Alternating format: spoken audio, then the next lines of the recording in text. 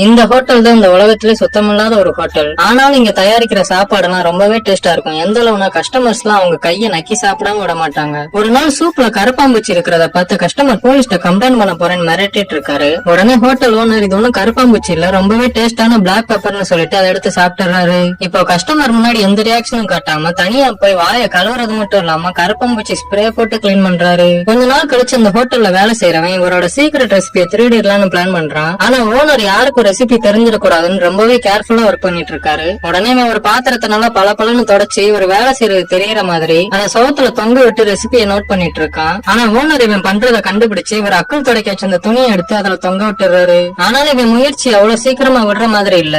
அங்க ஒரு கண்ணாடியில இவர் வேலை செய்யறது ரிஃப்ளெக்ஷன் ஆகுறத பார்த்து இவன் அதுக்கு ஆப்போசிட்ல இன்னொரு கண்ணாடி யூஸ் பண்ணி அவருக்கு தெரியாம ரெசிபி எல்லாம் நோட் பண்ணிட்டு இருக்கான். ஆனா டைம் ஆக ஆக சூரியன் நகர்ந்து அதுல இருந்து வர வெளிச்சம் ஓனர் முகத்திலே அடிக்க இவர் உஷாராகி ஒரு மாவு ரெண்டு எடுத்து அதுல தூக்கி போட்டு மறைச்சிடுறாரு. இவரோட சீக்கிரம்